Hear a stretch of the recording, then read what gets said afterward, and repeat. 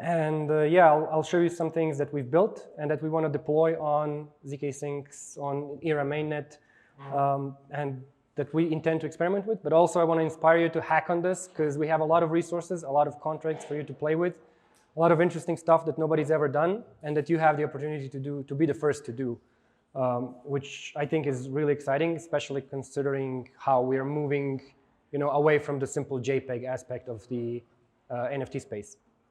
So just short about me, I'm Bruno. I used to work on Ethereum 2.0 before, then Web3 Foundation. Now I founded Remark. And yeah, it was founded out of frustration with the NFT space. So it was just too primitive, and I figured that we could do more with NFTs.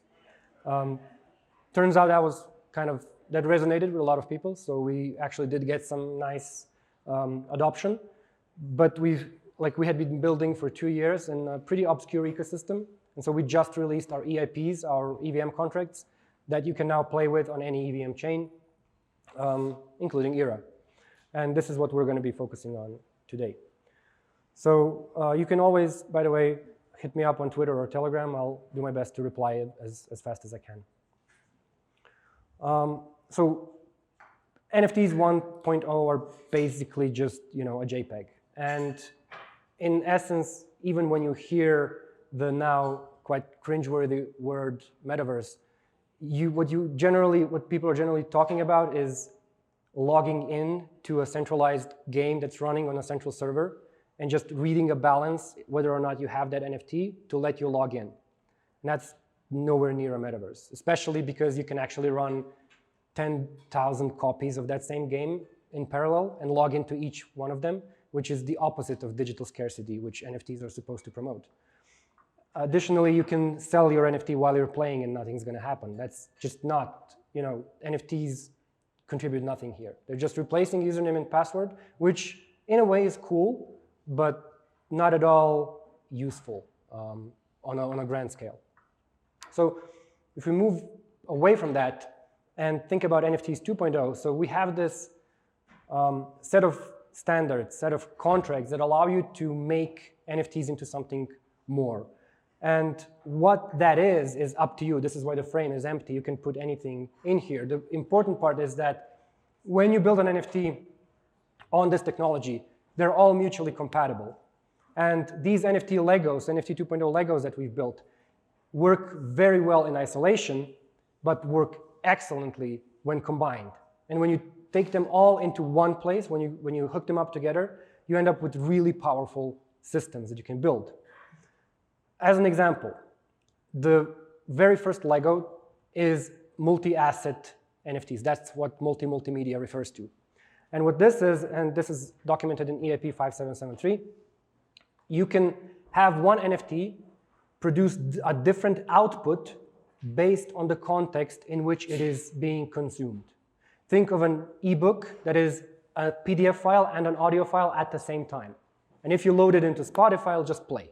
But if you load it into Kindle, it'll just show you the PDF. But it's the same NFT. It's not airdrops. It's not different formats. It's not a separate NFT that was airdropped to you or you had to buy separately. It's part of the same NFT, like a vinyl record with two sides. But you can add as many assets as you wish for as many contexts as you wish to this. So in this case, if you have a lobster NFT, it's a primitive lobster where you just have a JPEG, right? But if you want to add an avatar to play with in, I don't know, Minecraft or whatever other voxel-based game, then you add the voxel-based lobster avatar to it as an alternative asset. And so when that game loads that NFT, it can load that texture, that model, so that it's used in the game. You didn't have to have that model airdropped to you. You didn't have to have your wallet spammed with more NFTs that are slightly related to the original, and it can later lead to a disjointed experience when you start moving them around into different wallets. Additionally, later on, if a high-fidelity 3D game comes out, you can add a high-fidelity 3D model of a lobster that's intended for use in that game. And it's all still part of the same NFT. Now, with these standards, every addition of an asset to an NFT is a two of two multi-sig operation. What does that mean? That means that it has to be confirmed by two parties. The issuer of the collection or people that the issuer has whitelisted are the only ones who can propose a new asset. And only the owner of the NFT can accept that new asset. This is important because it prevents the issuer from rug pulling the art. It means that the issuer can't just replace all your lobsters with Coca-Cola advertisements when they wish. But it also prevents the owners of the NFTs from just adding anything to the NFT and therefore either inflating or crashing the value or just spamming the NFT. So it's always a two-party operation. Of course, if you are also the issuer and the owner, then you can just do it. But that's the way it works. And the owner of the NFT always has the option to select which asset is the primary one, which is the first one that is rendered by default. And this is useful for marketplaces. Because maybe, you know, on something like OpenSea, you only have one image visualized. And so you may want to pick the one asset of your NFT that most represents it as something appealing to sell on OpenSea. So you can choose the priority order of your assets. The other two EIPs that are important here are Nestable and Equippable. And the really cool part about this is that it's not project specific. Currently, when projects talk about, you know, equippables and customization of their NFTs, these are all very cornered use cases. They only build this for their own project. And then then the entire project depends on them sticking around, maintaining this, keeping the UI alive. An example is the Bored Ape Mutant Serum launch. You could only do it on their website where a serum was minted into your ape if you clicked some buttons on their website. This is centralized and impractical, especially when you're dealing with an experimental industry like ours where teams disappear all the time. But a better way is keeping it all decentralized and keeping it all, well, future-proof, basically. And this is what these EIPs allow you to do. The hats on the side are each an individual NFT. In our NFT standards, and I should note that these standards are backwards compatible with ERC 721. So you're not departing from the typical marketplace very much. You're just adding more functionality to it, but the NFT 1.0 marketplaces will still render it fine just like they used to. So no fear there. So these are all separate NFTs, but with these standards, an NFT can be an owner of another NFT. So instead of the owner having to be an external account or a smart contract, it can also be another NFT. Fairly simple. Now, not only can you put these NFTs into the other NFT, you can also define slots for assets. And when I say assets, I mean assets like these, different renders. And slots are places where these assets can be positioned. So you can equip one hat or the other hat onto a slot on your NFT. This is well documented in the links I'll share later, but just to explain the concept.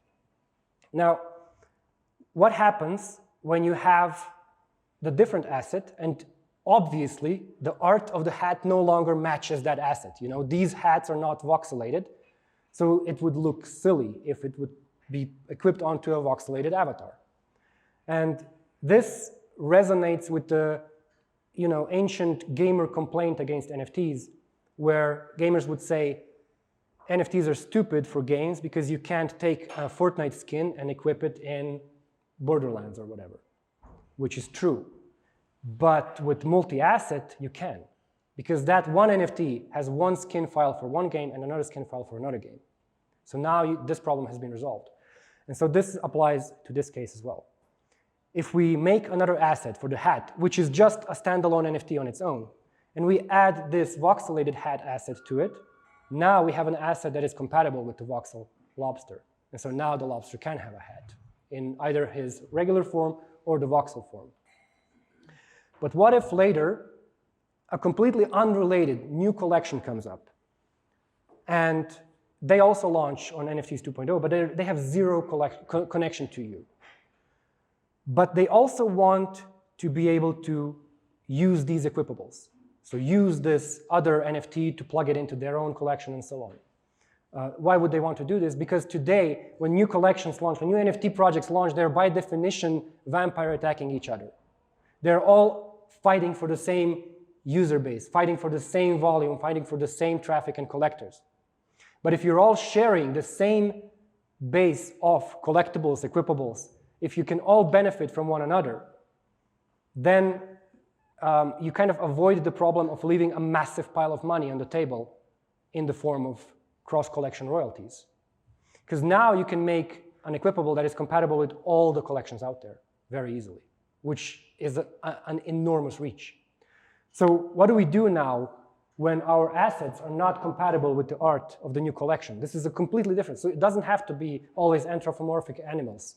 It doesn't always have to be some character. It can be a stained glass window. What now? Well, again, new asset. If we add a stained glass top hat asset, we can make it compatible with that new parent collection that just showed up. And so every asset in this equippable standard references a base into which it can be equipped. So in this case, the two leftmost hats reference the lobster asset as it is, like this, reference the lobster collection. But the third one references the new stained glass window avatar collection. And so the system automatically knows what's compatible with what, because you've declared it when you were deploying the asset. You've told the asset, hey, you are meant to be equipped into this collection on this specific slot. And so the asset now knows this. And since it's standardized, every UI also knows this. So what you end up with is you have a special asset for this top hat that is applicable to this one collection. So now you can equip it, right? So now you end up with an equippable top hat in a stained glass window environment, but it's the same NFT. It's the same hat with 3 different resources. And you can add more and more later on to these. And now we come to the minimalistic Soulbound interface for NFTs, or how we call it, Soulbound 2.0, where we've battle tested this over the last 2 years, and it works well, so we brought it into Ethereum, into EVM contracts as well. So here's an example. Let's say you have these 3 projects, right? Coinbase, Wi-Fi, and Jumper. And so let's say that they've come up with a plan to mint NFTs for your contributions. So if you write a good tutorial post or make a video explainer or do some other contribution, I don't know, you LP 100 ETH on Coinbase's new mock DEX or whatever, doesn't matter. So you do something, and they want to reward you for it with NFTs. They can mint Soulbound 2.0 NFTs into your NFT. And this is where reputational avatars come in. So you have a reputational avatar, or plainly speaking, any NFT that you have. But an NFT that gets minted into it can be locked. So you can equip it and unequip it, but you cannot transfer it out. And with this, you basically evolve your NFT over time. You collect this reputation from your contributions on-chain and off-chain. And these contributions can have value attached to them. So in this case, let's say that we did some work. And so now Yearn minted a simple Soulbound NFT to me into my lobster that just is a reputation. But also Coinbase and Jumper minted me such NFTs, but those also came with an equippable. So this is really cool because you get the reputation into your reputational avatar, into your digital identity, but you also get an equippable swag that you can trade outside of your avatar. So you kind of earn swag and reputation. The swag is tradable, but the reputation is not. The reputation stays with you. So what you get is that previous user of the stained glass avatar, he made different contributions than I did. And maybe we want to trade the swag, right? So we can trade different swag. I don't have the top hat, but I want it. And he doesn't have the ribbon hat, and he wants it. So we can trade. You have this global item economy where, you know, there's a rising tide that lifts all boats. You have one global item economy that anybody can participate in. And any new project entering this ecosystem can plug into the existing one. It doesn't compete with everything that's out there. It plugs into the existing. It adds value and therefore receives value. And then once you've accumulated some reputation, once you have some of these reputation points, these Soulbound 2.0 tokens in your main avatar, these protocols might assign some point values to these reputations. And so they might give you beta access to a certain part of the app, or maybe a DeFi protocol will give you an under-collateralized loan if you have a certain level of reputation. Additionally, we might see some protocol wars here, where if Jumper doesn't like Coinbase, they're going to devalue you if you have a reputation from them, which means that you worked for the enemy. So we have some really interesting game theory happening here. So what do reputational avatars bring here? So you have access gating by reputation. Depending on what you did, that's the kind of permission that you're going to get from a protocol or something else, right? You have whale resistance, where you kind of defeat token-weighted voting in DAOs. So how do you defeat that? Well, if you have, typically, in a DAO, especially a DAO that's driven by tokens that have inflation, you have a super rich token holder. He will usually stake those tokens and become richer and richer.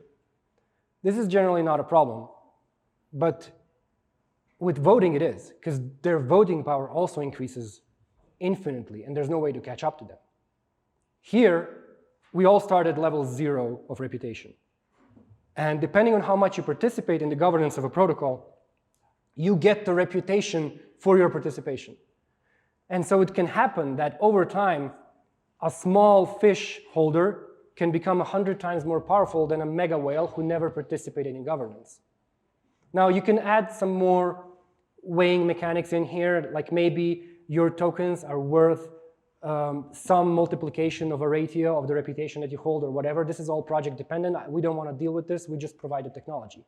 But it makes it possible for you to have an on-chain, instantly readable reputation in a single place that is cryptographically provable and inalienable. And so you can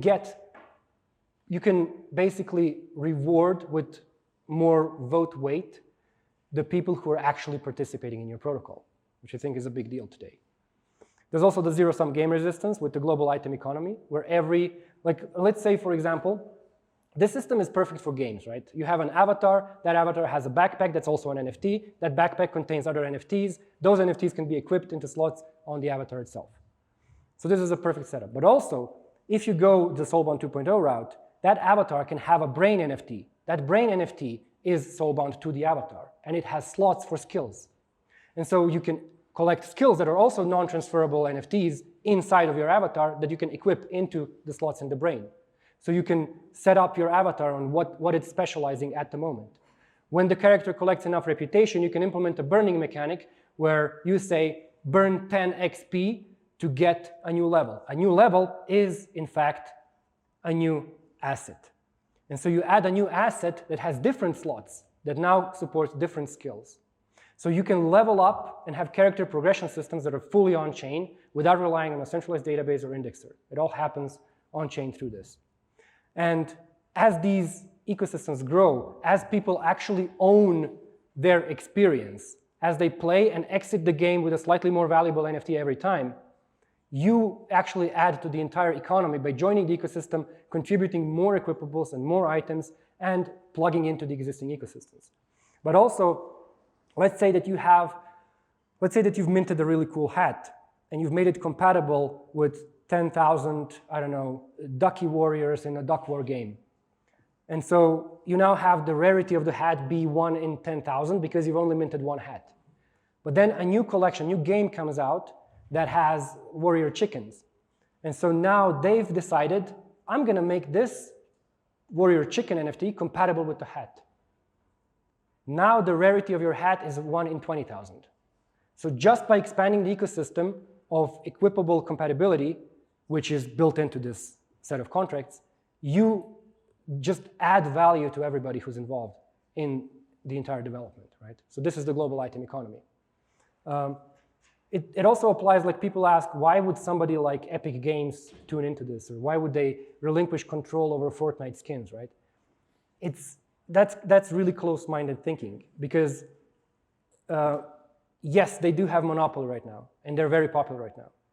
But if you think about expanding the player base and just hooking into another player base of another game, that's super important because now you can have a skin from Fortnite appear in Borderlands where players are going to ask, whoa, where'd you get that skin? boom, now the first game has inherited some players from the second one because they think they saw something cool that they can only get in the first one. And so now you get this cross-pollination of player bases that is also very important. Of course, gamification of participation is actually a really big deal too, because it turns out that doing this increases turnout in DAO voting by a lot. We've piloted this on the Kusama network, where the turnout was incredibly low. Now, Kusama and Polkadot are the biggest DAOs in the world right now, and they're the only DAOs that have auto-enforceable votes. So whatever gets voted in on chain, that's what happens at a certain block. There's no buts and ifs. If you vote it in, even if it's a runtime upgrade, even if it's a complete switch of the consensus engine, it is gonna happen at a certain block. That's coded in. Still, people did not really participate, like in any DAO. Once we added incentivization through these tokens that you can collect for every vote you get and then equip them onto a trophy shelf that you can show off, participation doubled. Still pretty low in terms of standards, you know, but it doubled. It noticeably doubled because of these NFTs, so it does work. And finally, because of the cool stuff that we heard about today from Argent and Era and account abstraction and everything, this also opens the door, which I would like some of you to experiment with, to having NFTs as a low-level, chain-level primitive account. So abstract the account into an NFT 2.0. Make the NFT the account. And the account can then collect a reputation based on its participation in various protocols and apps and so on into itself. This can also be swag, or it can just be non-transferable NFTs that are not visual at all. Doesn't matter. But it opens the door to native reputation building on-chain. If your user, when they sign up for an address on the chain, when they create an address on the chain, if they get an NFT 2.0 generated for them, you can immediately use that to collect information about them and to basically build up their usage profile and come up with a persona and basically, you know, get them more involved, get them increase user retention by a lot, because now they have something invested, because their time that they've spent in your protocol is concrete. They have proof of that time being spent there. They have these reputational tokens, they might have swag, and they might have cool avatars that might turn into cool PFPs to show off. So this is something cool to explore. If you want to start playing with this, we have plenty of docs and examples. And if you just go to evm.rmrk.app, you will have docs and links to all of our contracts and the EAPs that we've built. SBT2.io has all of these, Soulbound2.io, Soulbound tokens 2.io. So you can just go there. The links to all of this are also there. Remark team EVM sample contracts will show some example contracts that we've built. And if you want a video tutorial series on how to get started with this, that's the Go NFT tool link on the third point there. So the EAPs that we have right now are 5773, 6059, 6220, 6381, and 6454. There are some more on the way that will add some more functionality. One of those that I didn't mention here is the emotable extension. This is something that we've been running on the Kusama chain for a while, where you can send emotes to any NFT. And it turned out that, it started as a bit of fun, but it turned out that it has really nice implications in terms of price discovery as well. Because, you know, if, I don't know, Vitalik thumbs up your ape that is identical to another ape, that thumbs up one will actually be more valuable. So it's a fun little discovery method. We used it when we were launching, when we were fundraising, selling NFT eggs that would hatch into birds. We used the emotes on the NFTs to influence what kind of bird would hatch and which other NFTs it would hold in its hands or have equipped. So if you emoted a lot on an egg with a fire emoji, that bird would likely be made out of fire. And if you emoted a lot with a tennis racket, it might hold a tennis racket when it hatches. So this is it for resources. Please check these out. And you can hit me up on Telegram or Twitter. But best would be probably to join the Remark Implementers channel, where our devs are in standby, waiting for your questions and ready to answer, to help out in any way if you get stuck. There might be some time zone discrepancies, but yeah, just fire off your questions there and we'll make sure to get those answered ASAP. Now, if we've got Applecast working, I would like to show you some of this functionality that we've actually deployed on the zkSync testnet. Hopefully the demo gods are with me so we can.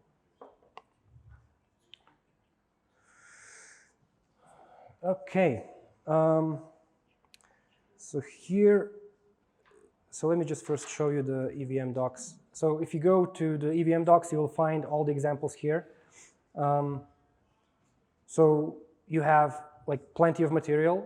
The one caveat here is that the implementations of the standards are pretty heavy. So you'll have to do some gas golfing in order to squeeze it all in into one contract. That's something that we're working on, more optimizations. But in general, these implementations are really flexible and versatile, and you can do whatever you want. There's actually a game that was just developed on this where they very easily extended. So let's say that you have a character NFT that has 2 hands, right, to equip 2 items. Well, we don't really have many opinions on how you should implement your game logic and stuff. And so they wanted to add the ability to equip a 2-handed item and therefore disable one of the slots, naturally. We are not a gaming company. This is not a gaming toolkit. So we did not have this use case in there because it would be too opinionated. But they very easily just tweaked that one thing and launched their contracts, and it's still compatible with every other NFT 2.0 thing that you launch using these standards. If you want to ask anybody about Remark in general and what it can do, and maybe even ask it for some ideas on what to build, you can use pre-train as a cleaned set of data to put into ChatGPT. And then you ask ChatGPT, what should I build? You'll be surprised at how, like, at the ideas it has. They're very good. So just train it with this data, and you can talk to it about Remark.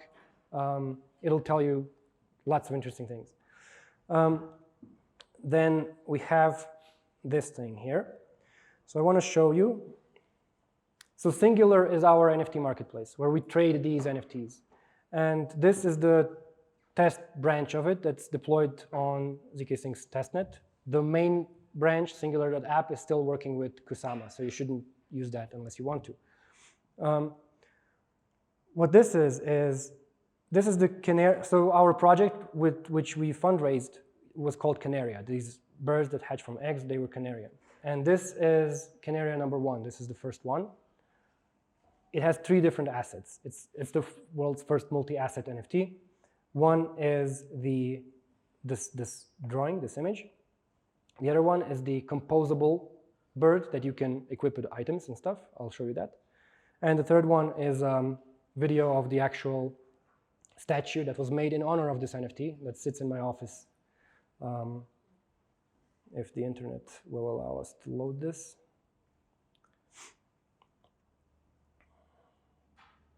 Okay, well, while it's loading, you can also see which other NFTs this NFT contains. So down there is the inventory. And these are all the NFTs that this NFT owns. Now, dynamically composed and rendered image like this one, because this is all dynamically rendered, right? So you can, if you do the inventory management of this, so I can just equip and unequip stuff. Like I can add this mic to the bird's hand, and so now it holds the mic, right? So how does OpenSea render a dynamic image like this?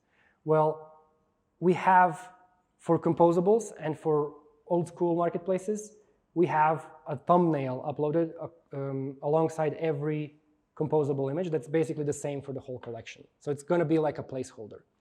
But we also provide a very easy to embed rendering widget that actually pre-renders this for you based on the current state. So you can actually fetch the up-to-date, minimized and compressed and static image of whatever it is wearing right now. So this is how you basically equip and unequip the bird, right? And these NFTs are inside of this one NFT right now. But I can also just say move to root, and then it's just going to move to my main account, my main address. From there, I cannot equip it to anything else because it's not in any it's not in any other NFT. I would have to send it to another NFT. Like, for example,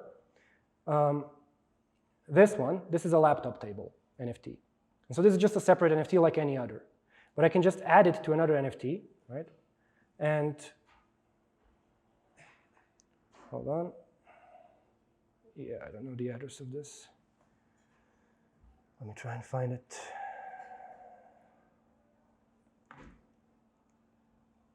Okay. There we go. So now I'm going to send it to this and this. So now I'm sending this NFT to another NFT I own. And this laptop is going to end up in the inventory of the bird. Now, because the laptop is transferable, it's part of that global item economy. I can make it compatible with any other NFT that has equippables. In this case, these are just the birds right now. So let's see if this goes through. There may be bugs. This is 3 days old. So we'll see.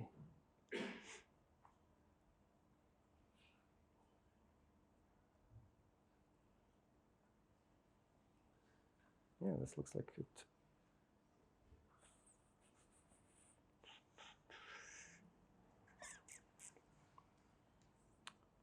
Not there yet. Oh, there's a pending item. Okay, what is this? I don't know what this is. Maybe, I think one of my devs may have sent me a test item right now. We'll see what this is when we load it in. So yeah, that's another thing. You can't really allow oh, the laptop arrived, okay. So you can't really allow anybody to add any NFT to your NFTs. Anybody can try and send you one, but it's gonna go into pending. And this is to prevent NFT spam. You know, like you don't want to try and sell your Bored Ape and then have somebody spam it with swastikas or something. So the pending items are not rendered by default. They don't count. They don't technically exist. They're in limbo. There's no way to actually reject them. I mean, we can implement a burn function, but why waste the gas? We just ignore them if they're pending, if they're not accepted. If they're accepted, they're added as a child and then they work. But until that's done, they just don't exist, right? So now I have this laptop, and I can just equip it, and it's equipped in the foreground. It's loading the image very slowly. Yeah, so now the bird has the laptop stand, right? Of course, confirming the inventory change also takes transactions, and so you have to, this is where multi-call is especially useful, because right now, every inventory change is a separate transaction. So with multi-call, you just bundle them all together, boom, you have one entire inventory switch as you wish. This is also very useful for games again, because if you have your character walk up to some sort of armor smith, the armor smith says, I have a set of, basic armor that you can try on. Should I, make it for you and equip it? If you press yes, then this should be able to execute in a single transaction so that your user doesn't wait for every single armor piece to be equipped separately. So it's just convenience, and multi-call really helps here. So this is the, the bird ecosystem, the Kanaria birds, and some of these were actually integrated into other games. People have pulled these avatars into other games, added assets to them that are basically like pixelated little versions of these birds, and you can play them in this other game. A lot of things are possible, and a lot of things just, just elevate the entire system altogether. But in general, there's more to this than just gaming and stuff, This is SBT2.io site. There are some ideas here that really deserve more investigation. So gaming is obvious, but there's this meritocratic voting that I mentioned where you start with 0 reputation and work your way through it. And this is especially useful on the core blockchain layer level, as an actual account. If your NFT is the actual account, this opens a lot of new interesting doors. You have loyalty programs where you can actually have the loyalty points be, Soulbound 2.0 NFTs inside of your loyalty card thing that you can take with you.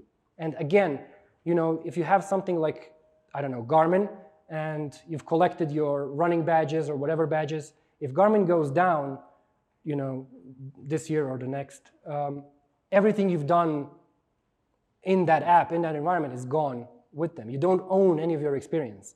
But if you do it like this, you do. And since reads are free and open for everybody, Nike can decide tomorrow to read your wallet that you use to log in and say, I see that you've run, I don't know, 700 times at midnight. Why don't you have a 50% discount on our glowing shoes, glowing running shoes, you know? So it just elevates everybody in every aspect. And you also have event tickets as an idea where you have the ability to, you know, just enter an event with a ticket, but also then evolve that ticket into a ticket stub that indicates that you've spent it. And so you can transfer that until you evolve it into a non-transferable ticket stub as a proof of attendance, basically. So this is one more use case that you can implement here. In essence, there's a lot you can do here, and I'm happy to answer any questions that you might have or give you more ideas. I'll also be updating this site. This is 24 hours old. I'll also be updating it today with more ideas, more use cases that we really want other people to build because we don't have time or the manpower, and we really want to see complex systems come out of this that are all mutually interoperable by default out of the box, and you know, can help you take your project to the next level. So that's it from me. If you have any questions, happy to answer them.